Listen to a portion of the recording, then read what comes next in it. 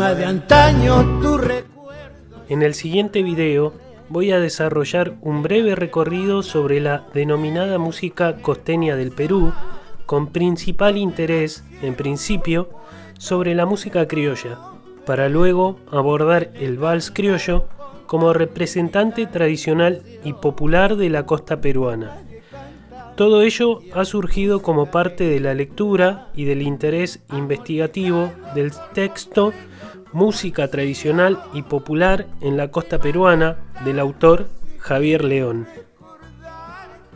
La diversidad en la música peruana es un elemento fundamental dentro de ella, como lo es también en gran parte de las expresiones culturales del país. Es por ello que al momento de hacer una descripción de la música peruana es necesario realizar un entramado recorrido dentro de la historia y cómo las diferentes vertientes tradicionales fueron marcando un espacio cultural con características identitarias dentro de la región. En este sentido, la composición étnica cumple un rol importante en la cultura peruana. Las particularidades de la música a lo largo de la costa se deben en parte a la hibridación que se fue desarrollando durante el transcurso de los años. Como lo plantea Javier León en su texto Música tradicional y popular en la costa peruana, la industrialización y el desarrollo económico facilitó el contacto de diferentes poblaciones a causa de la migración hacia las ciudades costeñas. Los centros poblados de la costa fueron el centro de convergencia de las poblaciones andinas, europeas y africanas.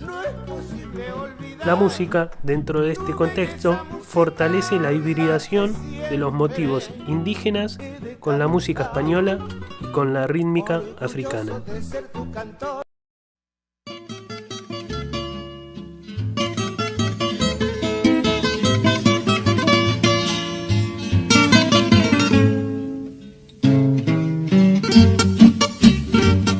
Si bien la denominación de criollo contiene diferentes interpretaciones y cambios con respecto a su significado a lo largo de la historia, voy a hacer hincapié en algunas que incumben a este trabajo. Durante la época colonial, la acepción criollo o mestizo se podía entender como aquello que era oriundo de las Américas, en particular para identificar a aquellos descendientes de africanos nacidos en América. Posteriormente, el término también comenzó a ser utilizado para referirse a los hijos de españoles nacidos en América. La población indígena no escapa a la utilización del término, ya que aquellos descendientes de las poblaciones precolombinas se los definía como indios criollos o mestizos. Con el paso de los años, el término fue formando parte de la vida de la población peruana para definir diferentes espacios dentro del criollismo. Se podría decir que la palabra criollo contiene en un sentido amplio la hibridación cultural desarrollada en América desde el periodo colonial. En cierta manera, la definición fue adoptando un sentido de pertenencia de manera tal para los comienzos del siglo XX, diferentes prácticas culturales son entendidas como parte de una tradición nacional. Parafraseando a Gerard Borrás, quien define al criollismo musical como un resurgimiento cultural de los estratos populares de principio de siglo, donde circula un corpus de música y de canciones en el que, a modo de fragua, se funden aquellos saberes populares en el cual se van introduciendo diferentes influencias culturales. Para cierta parte de la población peruana, la definición de lo criollo es entendida como lo oriundo, lo nacional o lo peruano. De esa manera es como se definen algunos artistas. En el caso particular de la música, muchos artistas son conocidos o llamados criollos, no por el hecho de haber nacido en Perú, sino porque consideran a la música criolla como la música nacional, aquella música compuesta particularmente por versiones peruanas. Oiga, primito, Póngale sus cositas a este balsecito. Para los A finales del siglo XIX, principios del siglo XX, los músicos de la época habían desarrollado nuevas formas de ejecutar ciertos estilos, como es el caso del vals vienés, las habaneras, las mazurcas o la polka. En sus comienzos, la música criolla comenzó a manifestarse en un espacio popular donde se desarrollaban fiestas familiares o barriales. Las excusas para los festejos abarcaban desde una celebración religiosa hasta el cumpleaños de un vecino. Así se daba comienzo a la jarana. La cercanía social que se compartía en los barrios, como también los callejones estrechos de la zona, fueron en gran parte el escenario que vio surgir a grandes músicos que combinaban diferentes estilos y formas musicales. En estos espacios se pudo dar lugar a algunos de los primeros vals criollos, como fue el caso de El Ángel Hermoso de Abelardo Gamarra en 1985. Ángel hermoso a quien amar juré, prenda querida que en mi mente estás, paloma pura cuyo vuelo alcé. Dime por qué no me amas ya. Paloma pura cuyo vuelo alcé. Dime por qué no me amas ya. En las jaranas desfilaban durante largas noches las diferentes formaciones de músicos, compuestos no solo por aquellos ligados a la música popular, sino que asistían músicos de diferentes estratos sociales. La presencia de cierto corpus musical, difundido a través de periódicos, formaban parte del repertorio que manejan los diferentes músicos de la época. Según Gerard Borrás, el cancionero de Lima era en principio una manera de difusión de danzones, vals, marineras, pero también de canciones limeñas cuyos autores populares eran anónimos. En el plano instrumental, la guitarra aparece para cumplir un rol fundamental en el vals criollo, reemplazando a otros instrumentos de cuerda como el laúd, la mandolina y la bandurria. La guitarra, junto a las castañuelas españolas o a las improvisadas cucharas, el cajón afroperuano, son los principales instrumentos aportados por las diferentes culturas musicales. Posteriormente se sumaría el piano y el violín, como también el saxofón. Estos instrumentos acompañan e interactúan con las voces de los cantores, a la vez que se hace presente la jerga afro en los pregones de los instrumentistas. Dentro del ámbito de los estudios musicales, se puede hablar sobre tres periodos claves en la historia del vals criollo. El primer momento es el denominado Guardia Vieja. Para comienzos del siglo XX, el vals comenzaba en toda la zona costera, particularmente en Lima y sobre todo en los barrios populares, a mostrar ciertas diferencias con las formas musicales europeas. El repertorio era abarcado por vals criollos, polcas y marineras en su gran mayoría. Si bien el vals criollo surge de las capas populares de la sociedad, mantiene elementos foráneos ligados al mundo académico, como se puede ver en sus letras, al menos en los comienzos de la Guardia Vieja.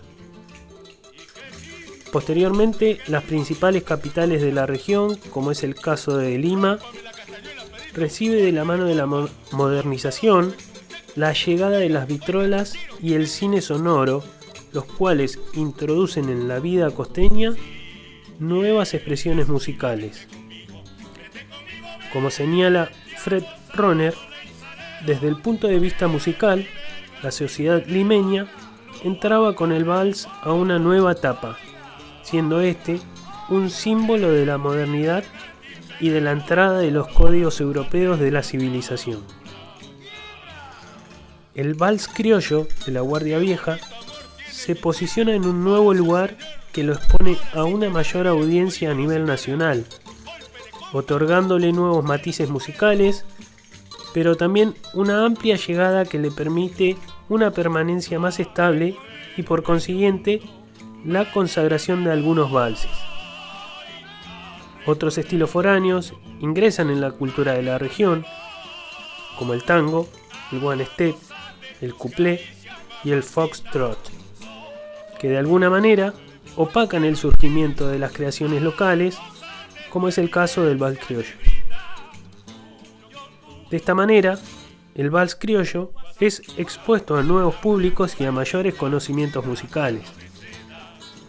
Ese vals empieza a adquirir nuevas características y un mayor alcance en las siguientes etapas.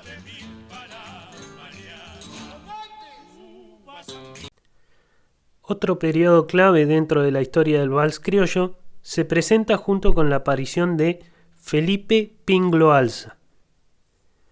Con tan solo 17 años, Felipe Pinglo comienza a componer infinidad de canciones criollas e impone un nuevo periodo dentro del espacio musical de la música criolla. Algunos investigadores, como Rodrigo Sarmiento Herencia, lo reconocen como el responsable de una nueva etapa en la canción criolla. Sus letras mantienen la temática romántica, pero también se expresan a favor de las personas postergadas de los barrios. Sus letras, con un fuerte sentimiento social, cautiva a la población y su música se convierte en la preferida de la clase trabajadora. Durante su época, la música extranjera marca de alguna manera su obra, como por ejemplo, de sus escuchas del tango, se puede identificar su forma descriptiva de las personas.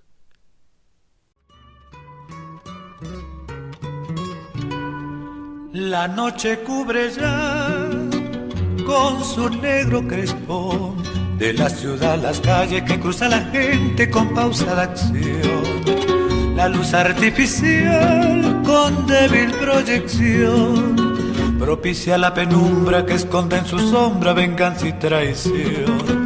Después de laborar vuelve a su humilde hogar Luis Enrique el plebeyo, el hijo del pueblo, el hombre que supo amar y que sufriendo está esa infamante ley de amar a una aristócrata siendo plebeyo él. Trémulo de emoción, dice así en su canción. Otro ejemplo dentro de sus influencias la podemos encontrar en algunas músicas con ritmo de one step. Si bien su vida no fue tan extensa, ya que falleció a los 36 años de edad, deja un legado de gran importancia para futuras generaciones. La llegada de los medios de comunicación masivos como la radio en 1931 contribuyó a difundir a lo largo de todo el país la música criolla. Al existir una emisora de radio nacional, la expansión del vals criollo a lo largo del país fue total. La necesidad de encontrar una unificación nacional a través de los bienes culturales se hace impetuosa y se busca forjar una tradición tomando a la música criolla como herramienta. La creación por parte del Estado del Día de la Canción Criolla en 1944 marca el reconocimiento de la élite gobernante a una manifestación de la cultura popular. La radio aportó un nuevo espacio físico de consumo de las canciones distinto al barrio, al callejón o al teatro. Algunos de los cantantes y compositores, además con la complicidad de la prensa, obtuvieron un rango de estrellas, es decir, alcanzaron una condición mítica, convirtiéndose en arquetipos y ejemplo de ascenso social para los sectores populares.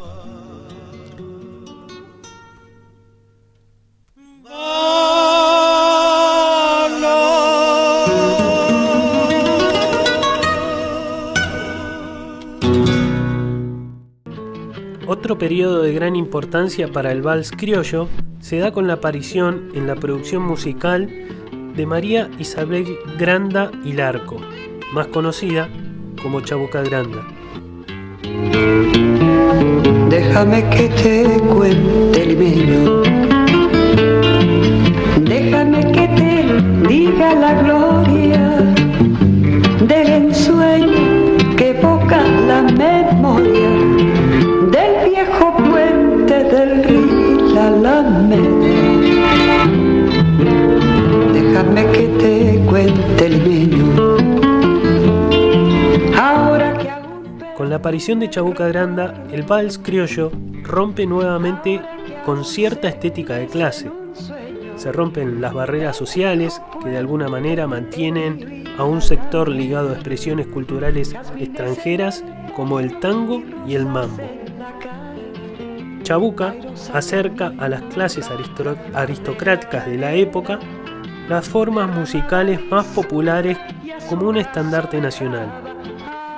Las nuevas formas de interpretación y necesidad de cantar a lo nacional constituyó un puente de unificación social. El trabajo que realizó sobre la poesía era conducido por su necesidad de dignificar al Perú criollo. Para todo esto, en los años 50 y 60, el vals ya se convertía en la música emblemática de la nación peruana. Las letras de Chabuca destacan imágenes de una Lima aristocrática ya en decadencia. En muchas de sus composiciones nombra a personajes muy representativos de la época. Tal es así que en su poesía abundan referencias hacia personajes de la Lima señorial, lugares comunes de la ciudad, sirvientes y miembros de la población afroperuana. En los años posteriores al estreno de La Flor de la Canela, Chabuca declara: la canción es un pequeñísimo homenaje a una raza que nos devolvió con bondad, ritmo, gracia y elegancia todo el dolor que se le inhirió con la hasta ahora incomprensible injuria de la esclavitud. Canciones como La Flor de la Canela, Fina Estampa y José Antonio se han convertido en clásicos del repertorio criollo y popular.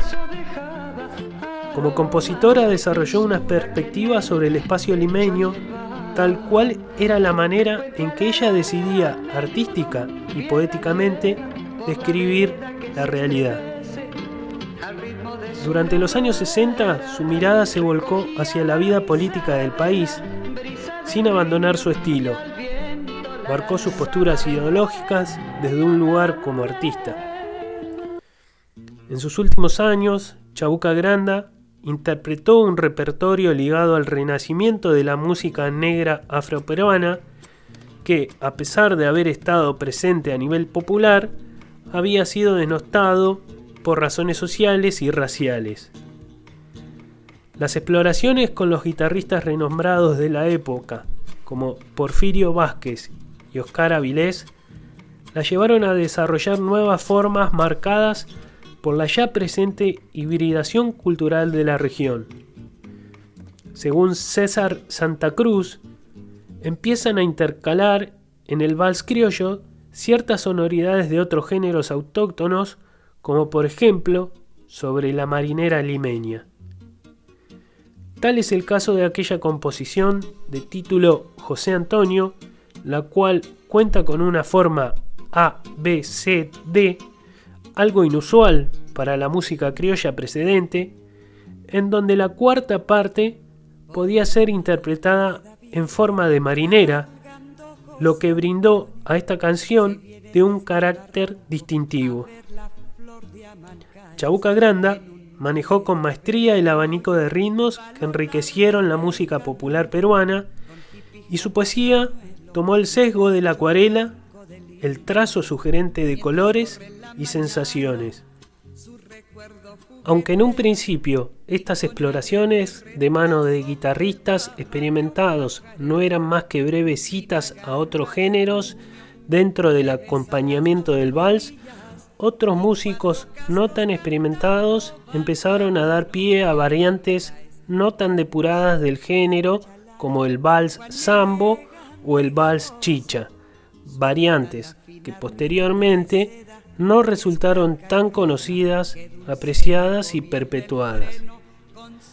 A partir de los años 50, cuando empiezan a aparecer las grabaciones de música popular realizadas en el Perú, se da a conocer mucho más ampliamente, tanto al interior del país como en el extranjero, una gran cantidad de nombres de compositores e intérpretes de vals criollo, como los Moruchocos, Jesús Vázquez, La Limenita y Ascoy Lucharreyes y Luis Abanto Morales, y compositores como Mario Cabañaro, Manuel Acosta Ojeda, además de otros compositores que sin llegar a un gran reconocimiento han logrado difundir a gran escala algunas de sus canciones, como es el caso de Raúl Valdivia, Ana Renner, Félix Pasache y otros tantos.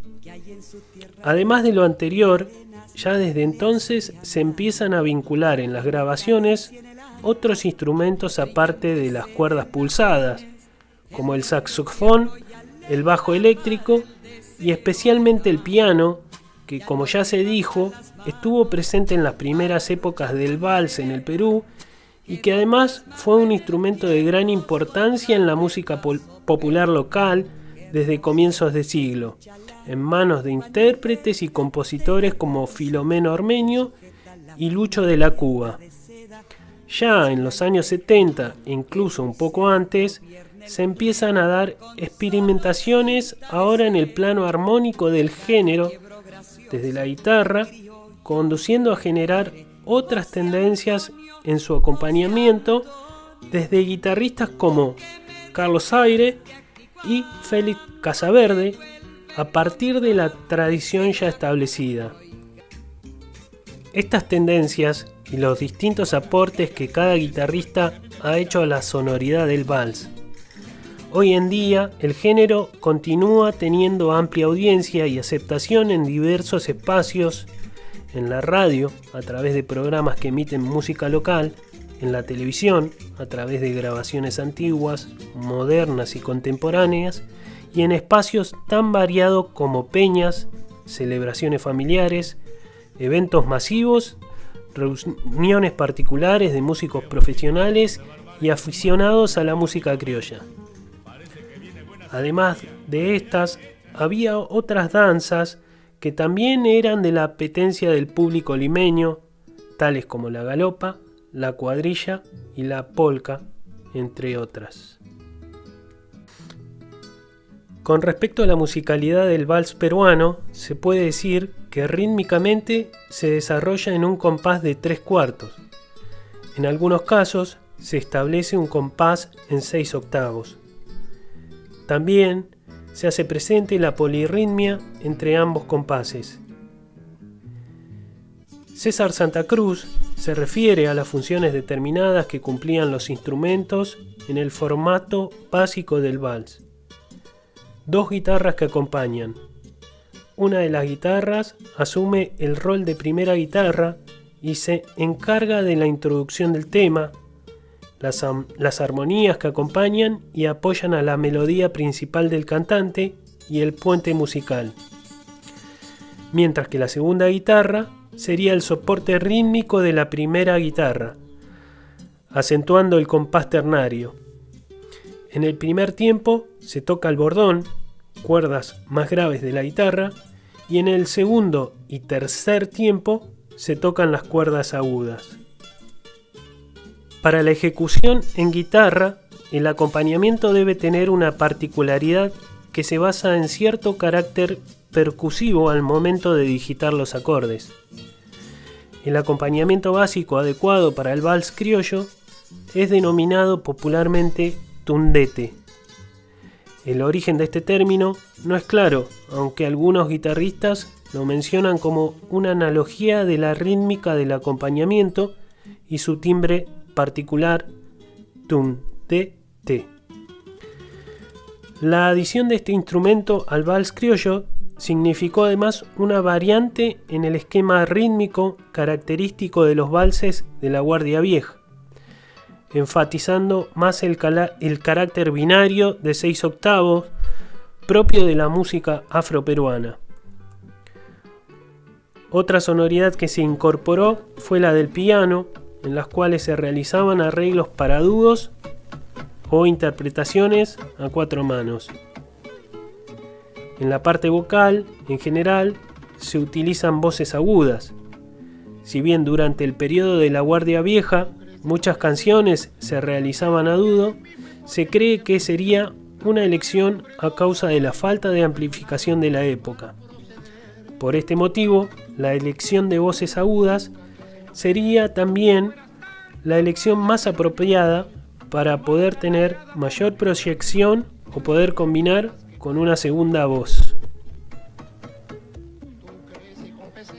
A modo de conclusión, podemos decir que la música criolla, junto al vals criollo como representante de las zonas costeras y en particular de Lima, son un elemento cultural que ha nacido en los sectores populares de la ciudad, en donde se fusionó, se reinterpretó y se gestó música y poesía de un alto valor cultural. La expresión de los pueblos en su máximo esplendor frente a la insurgente modernidad que marcaba el paso de los pueblos. La música de la costa, la música de los pueblos, la música de los criollos, tanto tiempo separada y despreciada por la élite, alza con fuerza la representación del pueblo peruano. Te resistes sin tener